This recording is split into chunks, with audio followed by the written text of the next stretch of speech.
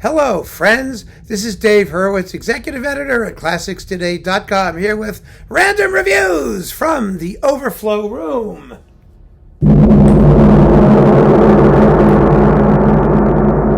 And the gong was particularly noteworthy and significant for this chat because we're going to be talking about a clump of Alfred Newman. Alfred Newman, who lived from 1900 to 1970. He was one of the very greatest of the golden age of Hollywood film composers, conductors, executives. He was amazing. In some ways, he was the greatest of them all, not because of his 45 Academy Award nominations and 9 wins, which is more than anybody, but also because of his work as an executive, as a guy who sort of ran the musical establishment in Hollywood. He got along with everybody, and he was from New Haven. Yes, Connecticut, yay! Him and Leroy Anderson are Connecticut people. But anyway, no, he was born in New Haven, actually. And around the same time as my grandfather, which is kind of cool. Who knows? They may have known each other. I don't know. In any case, the bottom line with Newman is that he was respected by practically everybody in the industry. I mean, heck, he was even able to collaborate on a friendly basis with Bernard Herrmann, and nobody got along with Bernard Herrmann. He assigned and created the careers of all of that next generation, practically. Herrmann and Tiomkin and you know, Goldsmith and Elmer Bernstein. I mean, you know, he was just responsible. David Raxon, he was responsible for getting them work and helping them out. And he offered advice to anyone who wanted it. I mean, he was just a beloved person. And he wrote some absolutely magnificent film scores. He was particularly known for his gorgeous string writing, fabulous string writing, and his wonderful way with music on spiritual subjects, which is fascinating. You know, it's like all the best Christian music was written by Jews. Everybody knows that. That's the joke in Tin Pan Alley, because, you know, Irving Berlin wrote all the Christmas songs and whatnot. But he was one of those.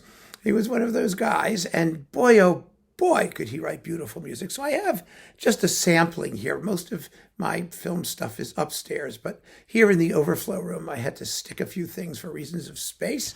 And it gives actually a very nice overview of the things that he did. Here we have, let's see, How the West Was Won. This is the 2-disc original motion picture soundtrack, major thing with like a huge amount of music that he composed for this. And it's not Western in the way that later on Elmer Bernstein would define the Western and Copeland and those people, but it has that flavor. I mean, it has that flavor mixed with a more sort of conventionally romantic, late 19th century classical music kind of style. But it's a beautiful score, and there's lots and lots of music. So there's that one. Then we have this other big one. I mean, this is huge. The Greatest Story Ever Told. This is one of those religious Bible picks, Hollywood cast of thousands type thing. And this is 3 discs. Yeah, 3 discs of music. I mean, that's just an enormous amount of music that he often had to write under tremendous pressure. You have the overture, and you have the original soundtrack. Actually, they have the Triumph of the Spirit from Handel's Messiah. Yeah, I forgot that's in here.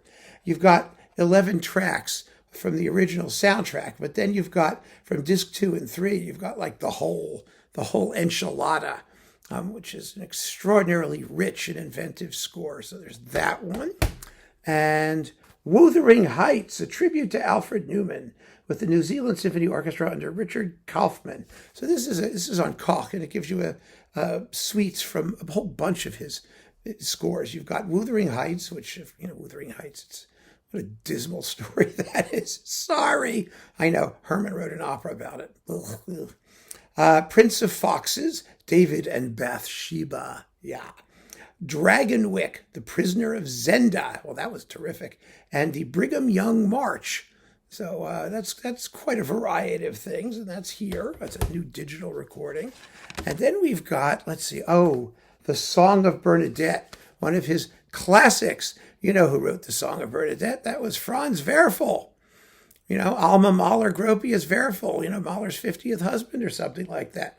And they made it into a movie. And again, you've got two discs worth of stuff, including the unused cuts and bonus tracks and all that stuff. And it was composed and conducted by Newman, who was just a fabulous conductor. His last film, which he wrote in 1970, just before he died, he was only 69. He died of emphysema. I mean, people chain smoked in those days, especially if you were a composer in Hollywood. But it was Airport. And Airport is one of the most wonderful scores. Oh, I mean, the title track. I mean, it's fabulous. It's got bongos, and it's like everything from jazz to Prokofiev. It's just phenomenal. And then last, but certainly not least, The Robe. The Robe, another one of those Roman Christian things. And they've got catacombs and Peter heals Demetrius, and yes, it's in the final Hallelujah and all that stuff. Caligula shows up in this thing. That's right. He pops up, and everyone's hanging around Jerusalem, and doing things like that. So this is Alfred Newman's greatest hits. Well, not exactly, but one aspect of his style particularly. And they are beautiful scores. I enjoy them immensely. I listen to them, fairly often. Airport I listen to all the time. It makes a great ringtone. Oh my goodness, it's fantastic. Just an incredible composer. Not the most famous. Maybe his music was stylistically a little bit more conservative than some of the other guys, but definitely one of the great powers behind the powers, and by himself, one of the masters of Hollywood's golden age. And when he passed away in 1970, it was just at the time that kind of scoring was falling out of fashion. And so he left us possibly at the right moment. Of course, that all came back with like Star Wars and John Williams and all that stuff later on in the 70s. But it seemed for a while there that original music in films and of a symphonic sort was on the wane. And he was one of the last great exponents of that style at the time. Anyway, so keep on listening, friends. Thanks for joining me. Take care.